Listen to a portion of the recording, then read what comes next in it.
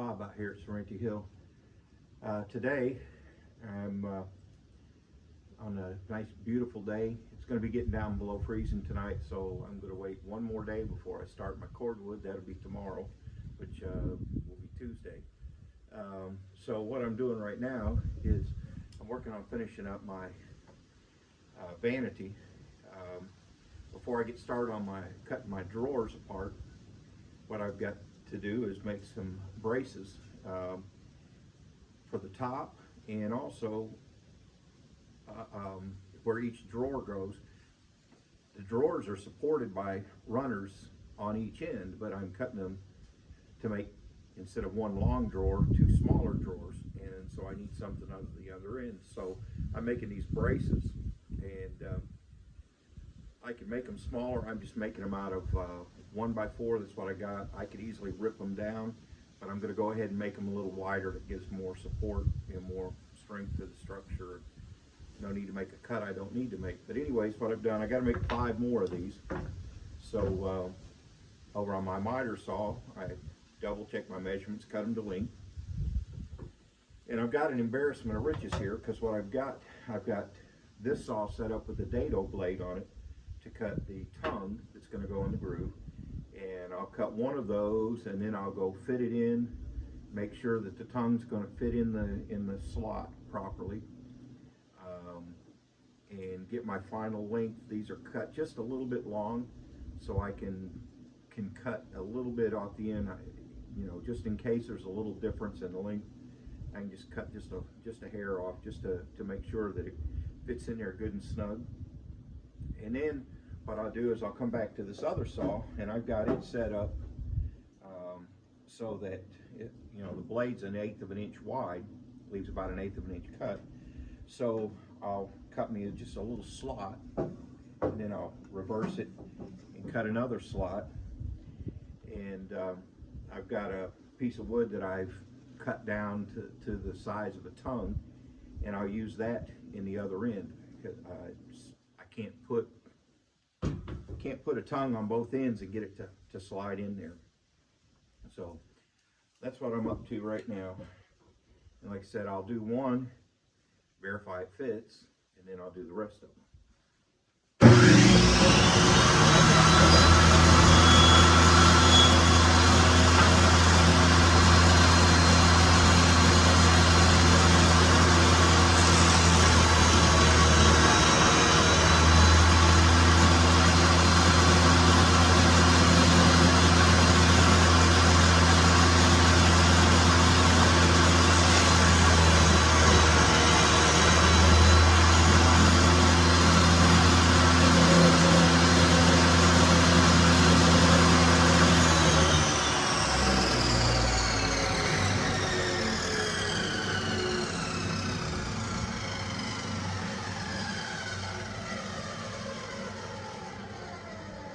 Now I'll take you over there with me, and I'll show you where this is going to fit in and how well it fits, if I need to make any adjustment or not.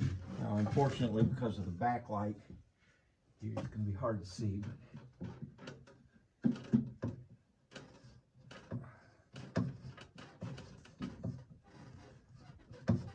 Okay. Tongue's pretty tight.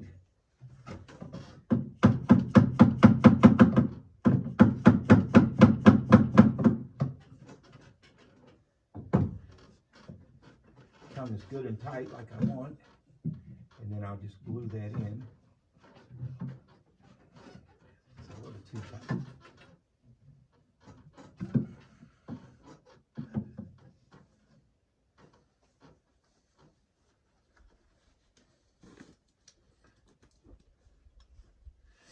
I have to make a little adjustment here.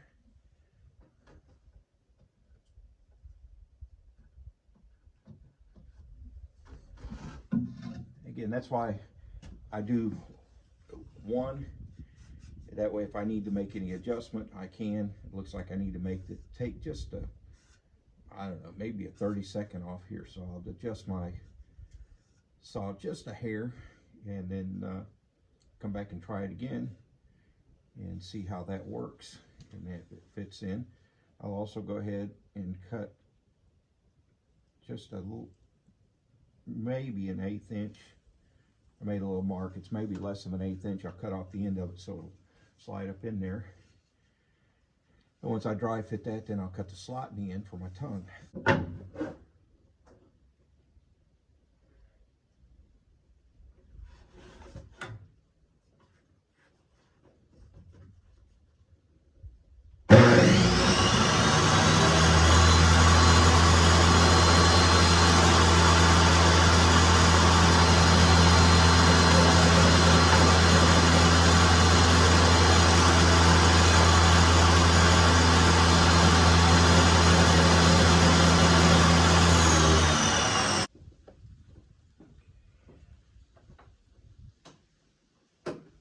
Helps to plug it in.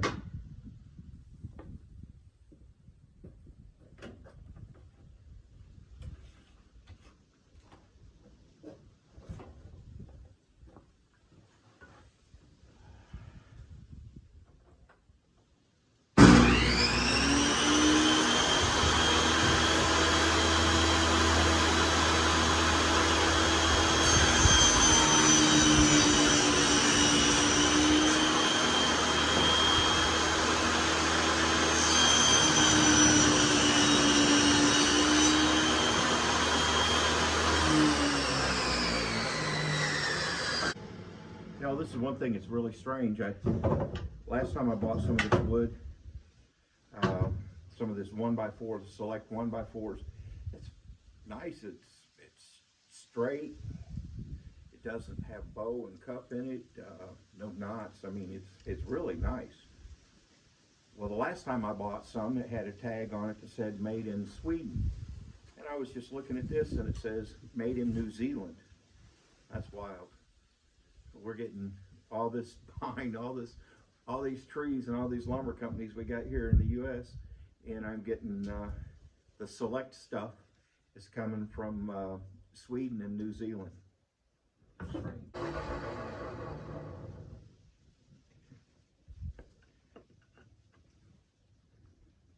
And the tongue just fits in there. Tongue just fits. All right, that's good. So now I'll just make these a little bit longer, then I can cut the tongue pieces out.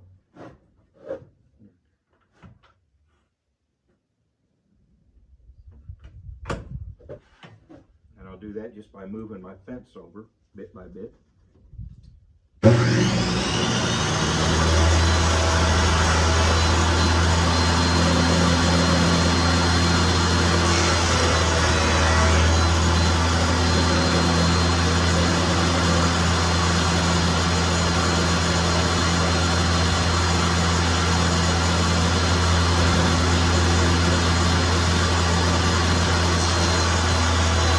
Talking to my YouTube people. Sorry. You can go ahead and come out. And you can talk to my YouTube people too. Oh, hi. Oh, come on over. You know, I was talking to you about those braces, the braces I was having to make. Mm-hmm. And how having two saws was handy. Because then I've got this one. I put the dado blade in, make the tongue. And then the other one set up, I make the groove, and then I cut a piece off of each of these. I made some more tongue because I can't have tongues on both ends and get it to fit in there. So I have to fit. So pretty cool, huh? Very. So looks almost professional. That way you don't have to worry when I get to making cabinets and the like. I know. That they'll look like garbage. All right. So that's a part of it. I'm getting practice on my cabinets too. So, all right. You get ready to leave? Going to work, huh? Yep. Have fun.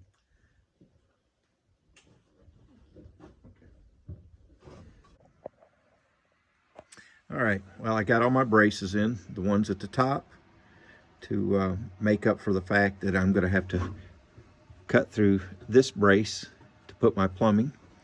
And then the center pieces that the center section I'm cutting out will go, and then my rails that the drawers will slide on in here. Give it a little extra support. So now it's time for double checking all my measurements and make sure everything's good to go, because now what I'm going to start doing is cutting drawers, cutting the drawer fronts, and building my drawer boxes. So I want to make sure those are perfect before I cut them. Otherwise, yeah, there's no turning back from there. So making progress. I'll have this finished by the end of the day. I hope.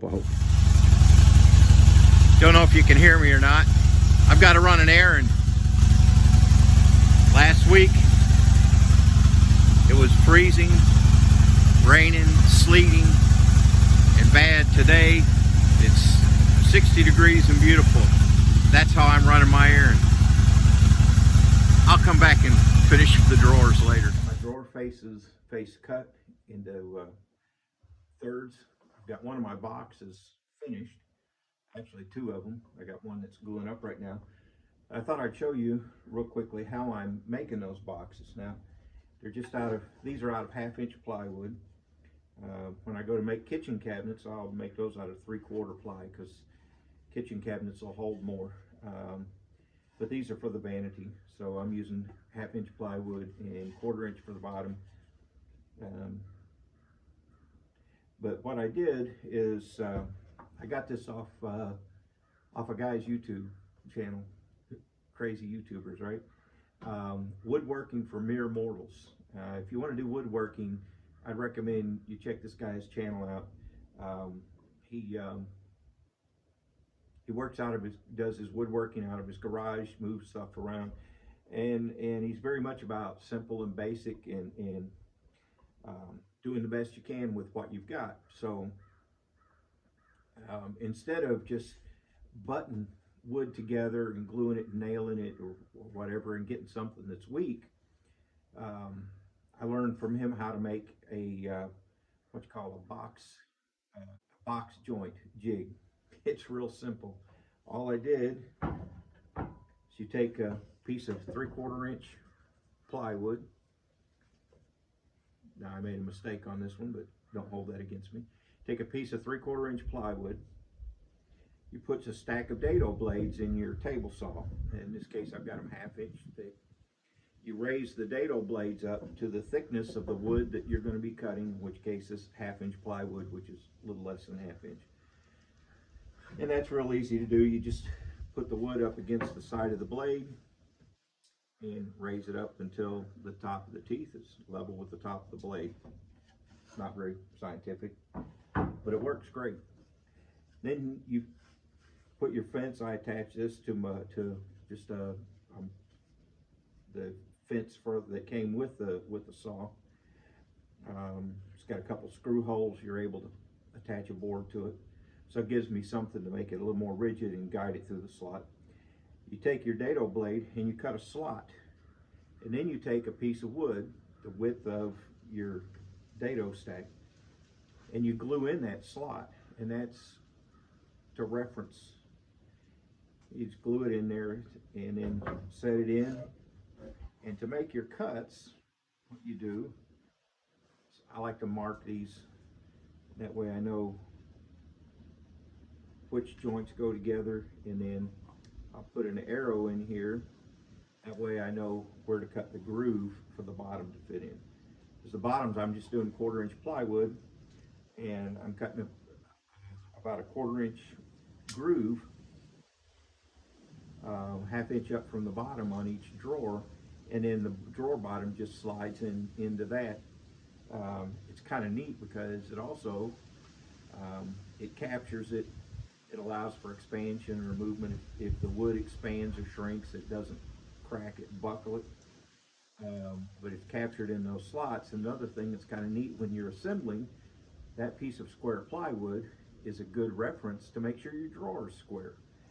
The one that I just made wasn't quite square, and I could tell that by the bottom, and I was able to do my diagonal measurements to get it squared up real easy. So anyways, I showed what you do. Just put the board up here, register it against that notch, turn it on. Safety glasses.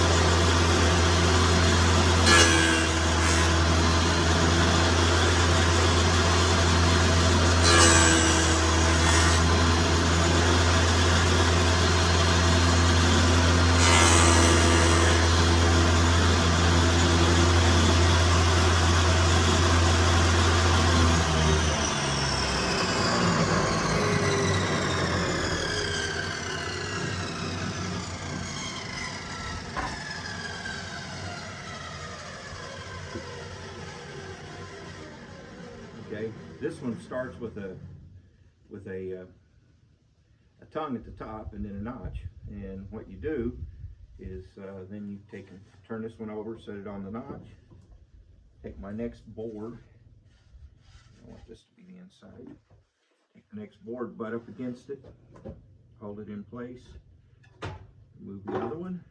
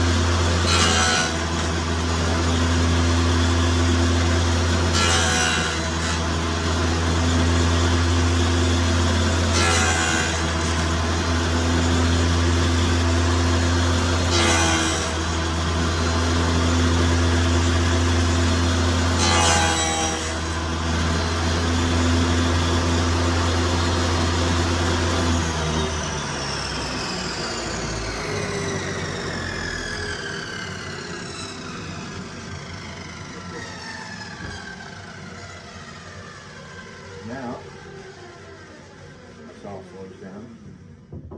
You see, that just joins up. It's got a narrow notch here, narrow tongue, and then they just made up. I have to, it's a real tight fit. I'll have to pound that together, but I just made a box joint.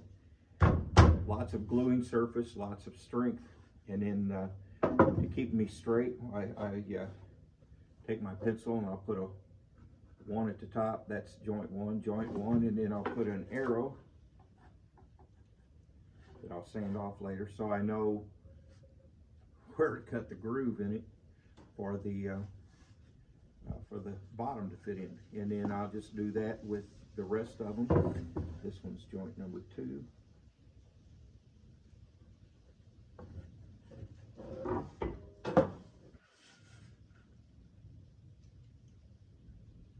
Until I get all my joints made.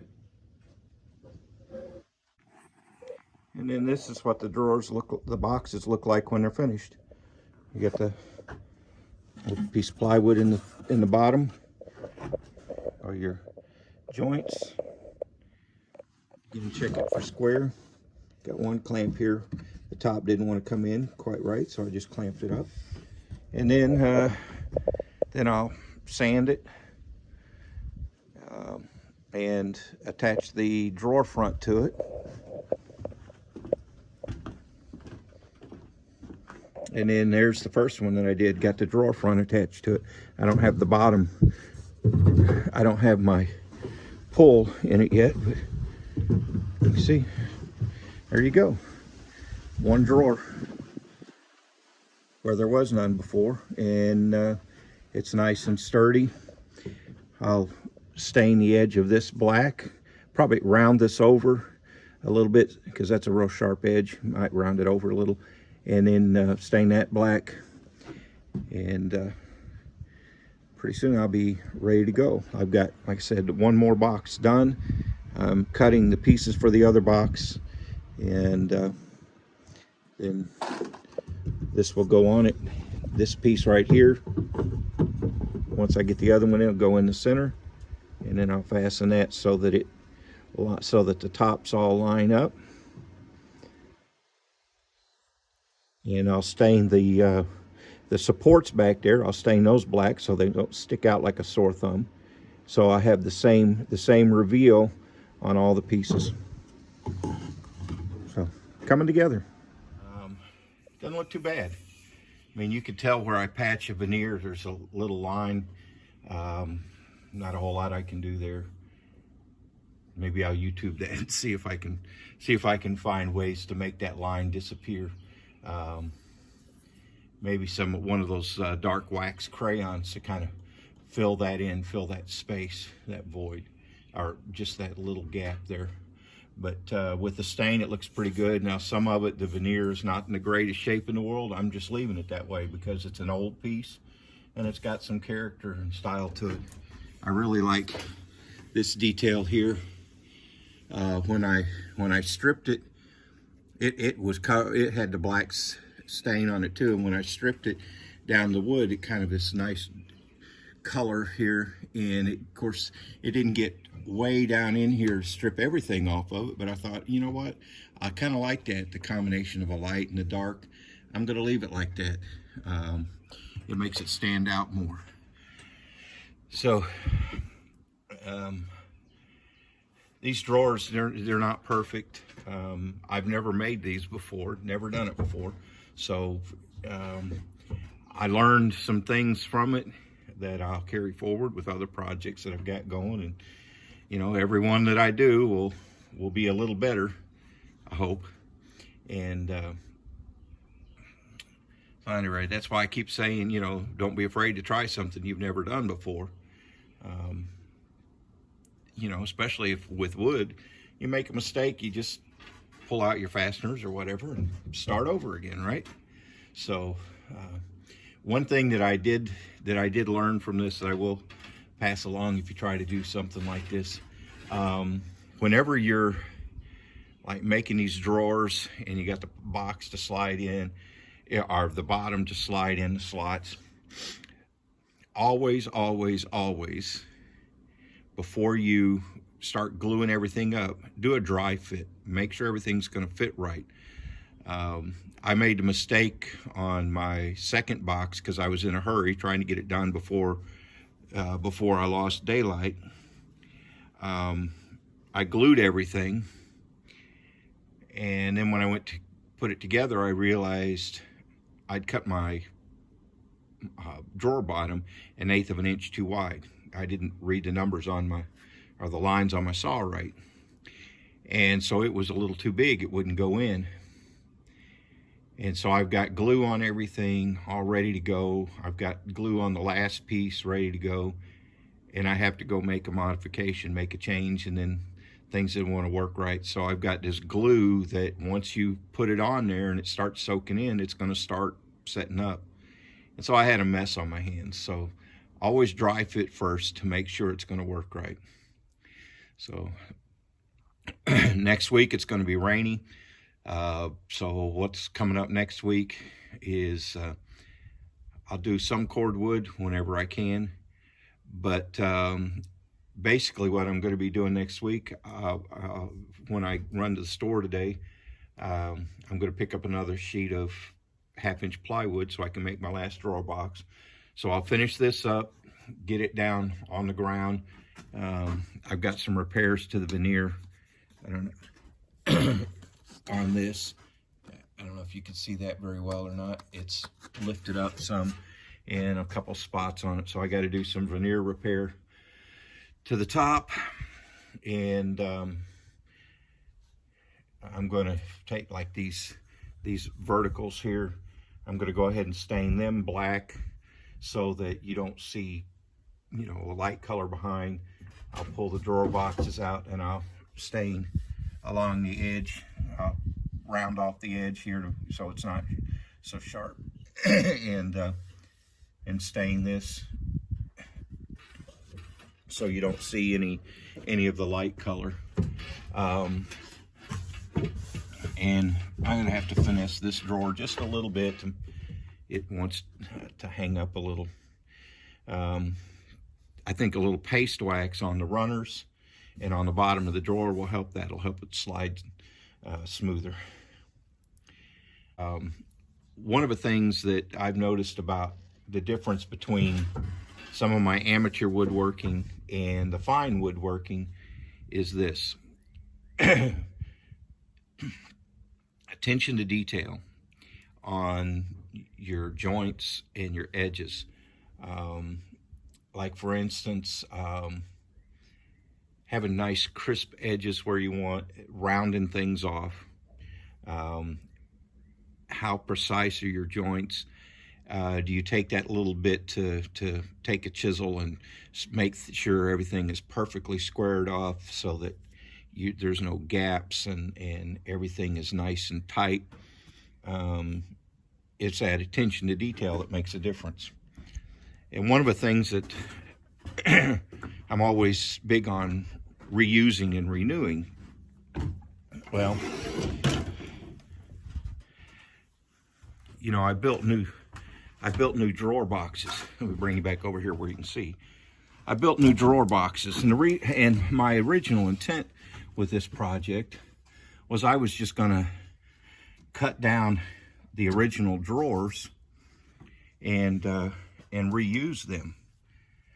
You know, just make one side for a drawer instead of redoing the whole thing. Well, problem was you know, they'd been overloaded at some point. You see this is where, you know, there's a groove, it cut in the side of in the sides of a drawer for the bottom to fit in. Well, it had been overloaded, and a combination of it being overloaded and the wood just drying out over time, it broke, it split out. Now I could have patched that back together, but the bottom pieces here, I don't think they're even 1/4 inch, and they're pretty flimsy and weak and got some cracks in them. And it has some nice dovetail joinery, but you got cracks in it. And the wood had shrunk, the glue had shrunk, and the joints weren't real tight, and they tried to repair it by nailing some brads in there. Some of this wood's still pretty decent, so what I've decided I'm going to do here is, instead of just throwing this on the burn pile, when I build the shelf units that are going to go on either side of this, when it goes in the bathroom, I'm going to want some dividers in some of those shelves, little cubby holes, little compartments. And the wood that's in this will be just a real nice size to cut down and use for those dividers. So instead of having to go out and buy wood or use plywood, I can use solid wood. So the wood from the drawers that I'm replacing in this thing will go ahead and still be used in the bathroom. It'll save me a few dollars, and it's repurposing something. So anytime you get a chance to repurpose, instead of going out and buying a new, well, you save a tree and you save the environment. So save yourself some money, save yourself some time, save the world, all in one fell swoop, right? Maybe not as dramatic as that, but at any rate. All right, that's it on this thing.